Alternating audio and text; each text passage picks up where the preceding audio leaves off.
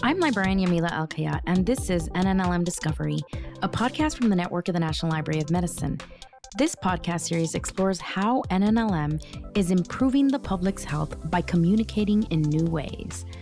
Today's episode is Canary in the Coal Mine, a story from Region 6. Community Engagement Coordinator from Region 6, Darlene Caskey, will be joining us today. Hi, Darlene. Hello, Yamila. So, Darlene, tell us about today's story. Well, as you know, each NNLM region covers a large geographic area, and our Region 6 area is almost all the states that make up the Midwest. So when you cover an area that large, the health disparities of one state like Ohio may be different from the disparities of another state like Minnesota or Iowa. So today I'm here because I want to share the program that was developed with our state advisory group in Indiana. Yamila, I'm going to put you on the spot. Yikes. What do you know about Indiana? I know one city there, Indianapolis, but isn't everything else farms? Well, you're not too far off. I'm kind of surprised you didn't mention basketball. You see, I'm actually a Hoosier, and I did grow up on a small farm in Indiana, and my parents still live there. A lot of Indiana is rural with small towns with little access to healthcare or local doctors. And unfortunately, one big issue in Indiana is substance abuse.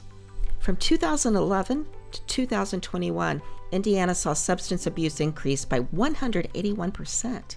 Wow. Yeah, with a lot of the misuse and overdose happening in these small towns that have little resources to help. Substance abuse is far too common everywhere. I think we can all learn from this story. Why don't you just jump right into it? Where do we start?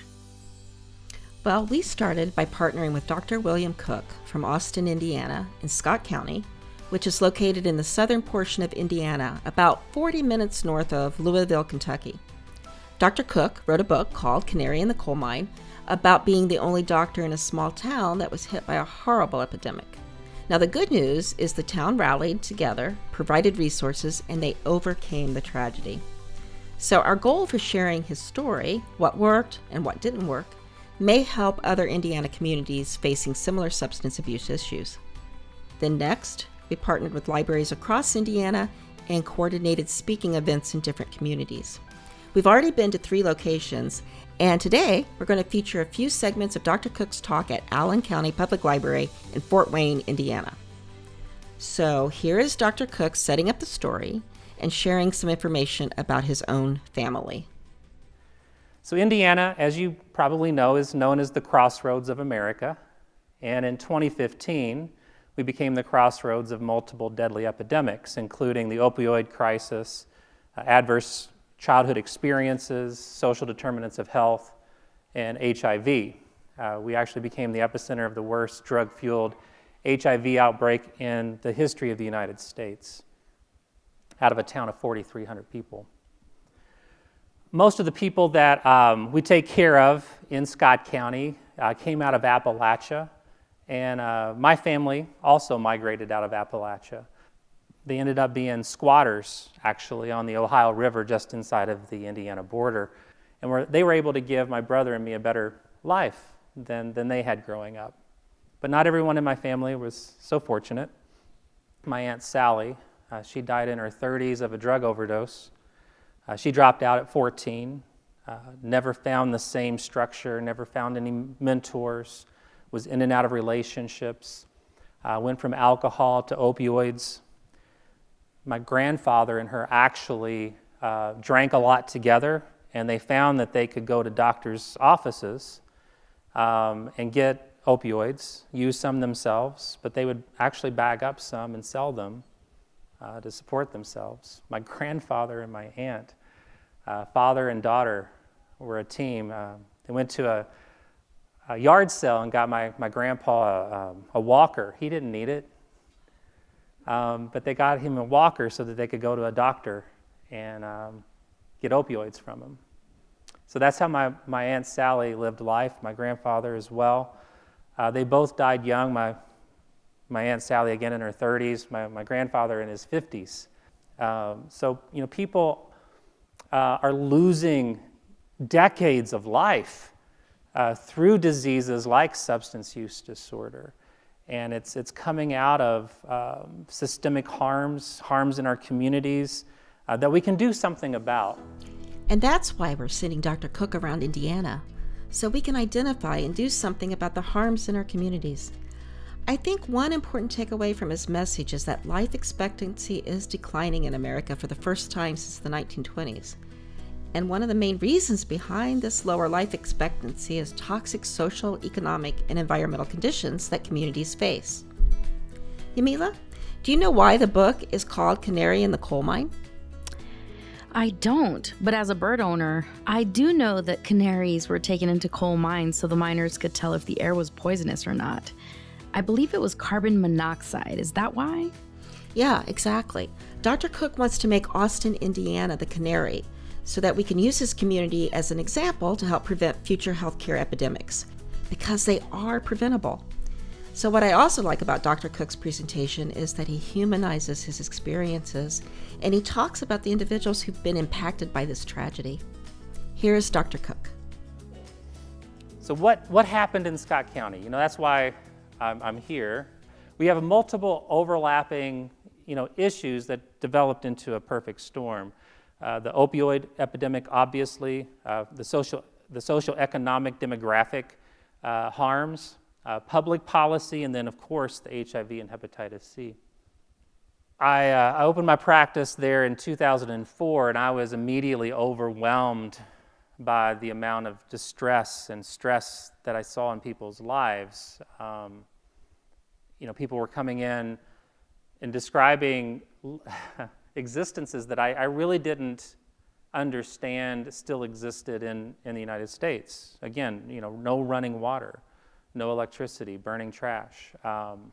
It shocked me. I had gone overseas. I'd been on mission trips to third world countries, but even there, I didn't see the same conditions that I saw right here in Indiana, and that troubled me. And I really didn't feel prepared for my medical education. I was taught how to take care of diseases in medical school, not how to deal with social circumstances that were harming people.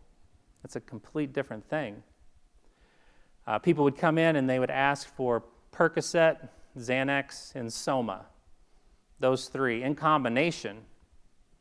They asked for it so often, I kind of nicknamed it the devil's triad. Patient after patient, I want Percocet, Xanax, and Soma. And I was like, no, we're not going to do that. Let's look at something else. Some patients, they were dealing with chronic pain, and I was the only doctor in town, and they were on opioids, and so, there was an effort to try to help people get off of those. Samantha is one. She was in her late 20s, dealing with back pain. She had gone to a back surgeon, had back surgery. He was prescribing her pain pills, opioid pain pills. But it was, several counties over. It was a long distance for her. She knew I was new to her town, and I was her doctor now, and she asked if I could help her. And I said, sure, we could work together. You're young. There's no reason why with physical therapy and some effort we can't get you to where you're functioning in life without pain or with less pain, and we could get you off of these. So we started working together. I gave her this contract. It said, you're not going to sell your drugs, you're not going to take anything else, blah, blah, blah. She signed it. We went on. Referred her to physical therapy. She was doing great. Had a lot of hope for Samantha. She was showing up to her visits. She was passing her urine drug screens. She was doing her physical therapy. She was improving until one day, did a drug screen and got that back, and it showed that she was taking other substances other than what I was prescribing her. Now, this is around 2004. At the time, I had just graduated and was taught that there's certain patients that are too difficult to deal with, that it would burden down your entire practice, and so the best thing to do in a circumstance when you're dealing with someone who's using other substances, like Samantha, would be to just dismiss her from your practice. In fact, I had been given this form letter on how to do this. And so I pulled up the form letter, I put Samantha's name in there, sent it off through the mail, went on seeing patients. But a couple days later, she came in with my letter, ripped it up, threw it at my receptionist's face, started yelling and screaming. Dr. Cook cut me off. What am I supposed to do? Started tearing posters off the wall, knocking furniture over. It's a completely different person than the Samantha that I knew. We didn't know what else to do but call the police, so they came and took her out to the police car. And I remember looking out my office window at this 20-something-year-old woman, back of a police car, head draped down, hair hanging in her face. So, Samantha, sitting in the back of the cop car, reminded Dr. Cook of his Aunt Sally. Wow, what a powerful story. Unfortunately, this is a story of poverty in America. And stories like this can be seen and are happening almost in every community. That's right. And that's why his story is so important. Now, at this point in his talk, Dr. Cook discusses identifying the toxic stress in an individual's life, whether it's adverse childhood experiences or not having your basic needs met like shelter, safety, or food. All of these conditions may lead to the development of harms like substance use disorders. But it's even bigger than that. It leads to and can be traced to all other sorts of indirect harms. You can name something like cervical cancer that doesn't seem to be even related to toxic stress in someone's life.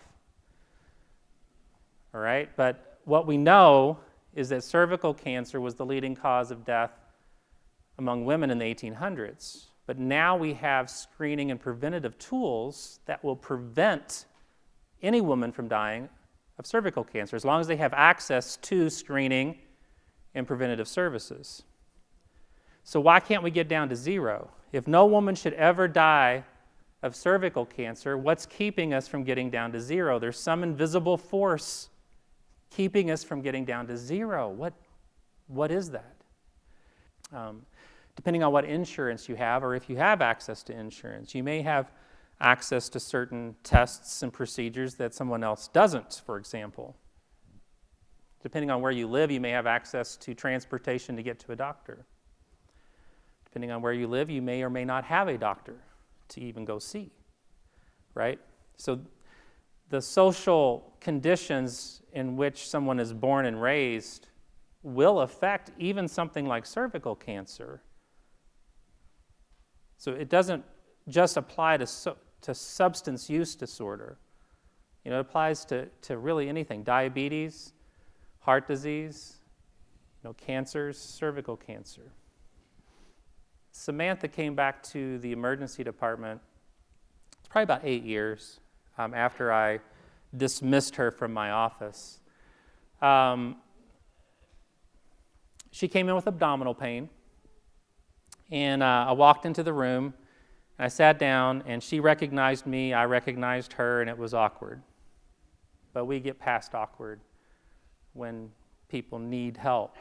And, I said, Samantha, I'm here to help you. I'll do everything I can. What's going on? She started telling me how she was experiencing this abdominal pain, and it had been getting worse over the last few months, and over the last few days it had become unbearable, and she came in. And I said, we'll figure this out.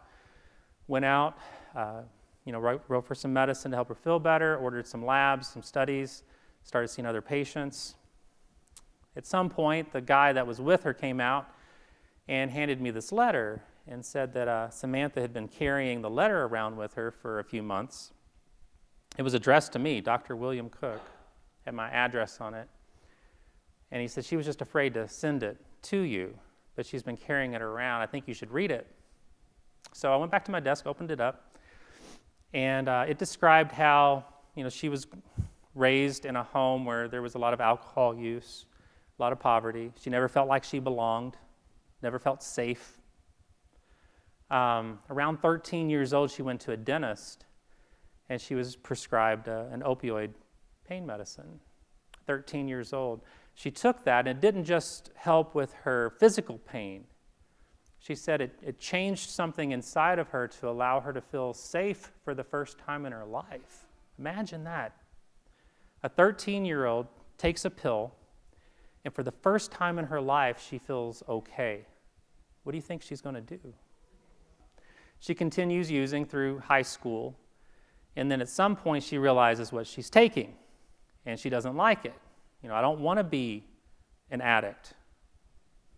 So I thought you could help me, and I messed up, and you found out and kicked me out. I don't blame you, but I need help. I don't want pain pills. I just want help. Will you take me back to help me? Now, at this point, I had stopped discharging patients from my office. Instead, I would bring them in and have a conversation, figure out what was going on, hear their story, connect them to resources. So people like Samantha that I had already done that to, I felt really guilty for. I've been carrying around this burden with me on how I had, discharged Samantha, and here she is asking if she could come back. I'm like, yes, absolutely. Nothing's going to keep me from going back in there and saying, Samantha, yes, let's work together. And I pulled up her CT results, and it showed metastatic cervical cancer. So metastatic cervical cancer is a cancer that no woman should ever die of if they have access to screening and preventative services. And I was the doctor in her community to provide her those screening and preventative services to her, and I told her she couldn't come to me. And because she didn't have access to screening and preventative services, not only did she develop cervical cancer, it's now metastatic. And instead of going into the room and saying, of course I'll help you, I have to go into the room and tell her that she has metastatic cervical cancer. And, she probably only has a few months, maybe a year to live. So, the things we do matter. And limiting access to people matters. Again, people can only make choices from options available to them. If Samantha doesn't have the option to get cervical cancer screening and prevention, how the hell is she supposed to? And whose fault is it?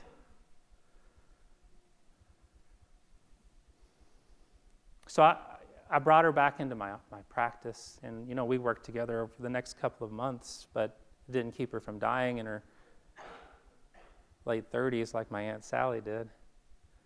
And she left, 2 kids just like my Aunt Sally did. Wow, that's terrible. I can really feel his guilt. What a heavy burden to carry over all those years. Yes. And that's another reason we wanted to share Dr. Cook's story. Not only is he a fellow Hoosier, a doctor living in a small town, he is a compassionate man of faith, which we thought was important when connecting with communities in rural Indiana. Now, as we mentioned at the very beginning, there was a tragic HIV outbreak that put Austin, Indiana in the national and even the international spotlight. So here is Dr. Cook describing what led to this attention and then how they stopped the outbreak. So going back to the opioid outbreak and HIV in Scott County, there were certain landmarks along the way that were missed. In 2011, what we saw in our community was there was an increase in soft tissue infection, endocarditis, sepsis. This is indication that there's injection drug use in the community. And we saw this. There was a change in the way that the opioid, was manufactured. They changed it.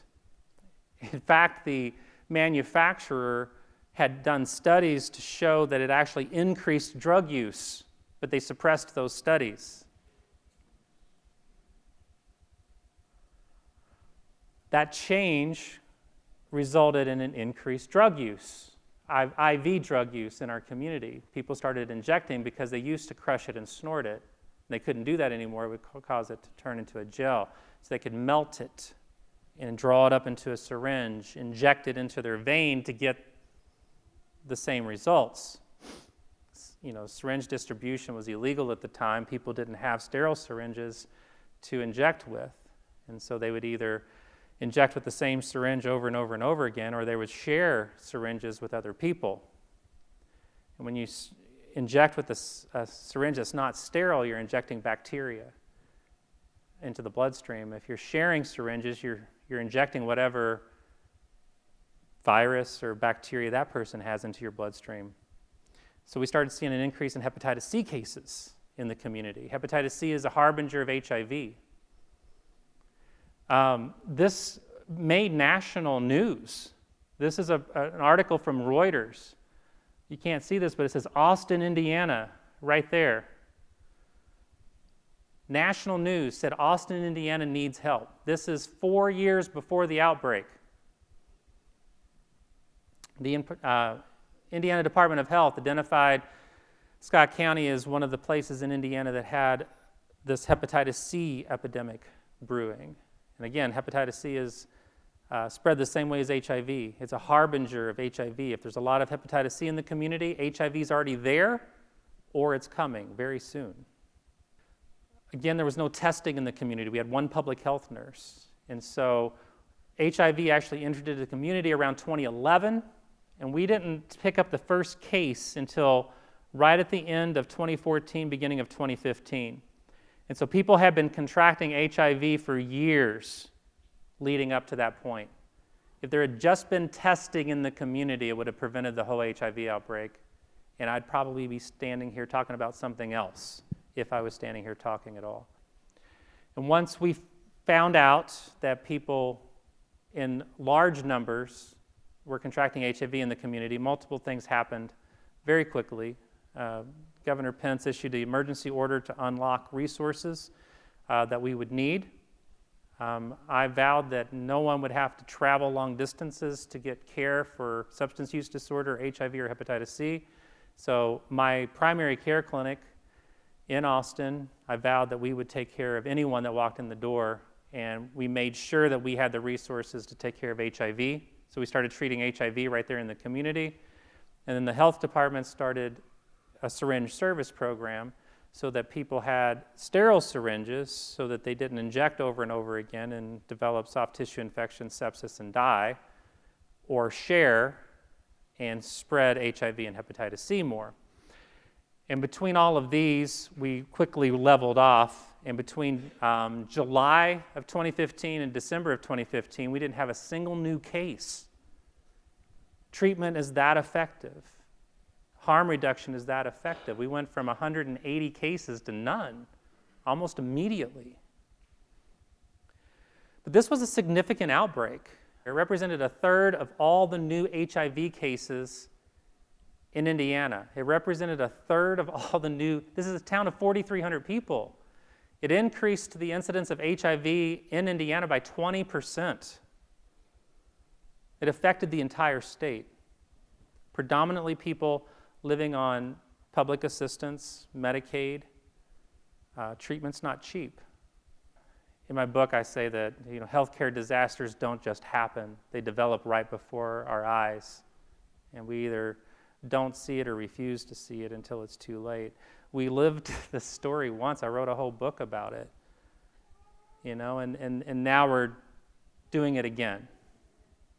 It doesn't have to be. Healthcare disasters don't have to occur. There are things we can do to stop it in the beginning by connecting with people and giving them access to care. It's not wrong to give someone access to care. We don't have to put all the burden on someone who doesn't have access to find it. That doesn't even make sense. To me, healthcare isn't what happens in hospitals and clinics. Healthcare is what's happening in the community where people are born, raised, and live. I'm only responding to what's already happened to someone when they come to me.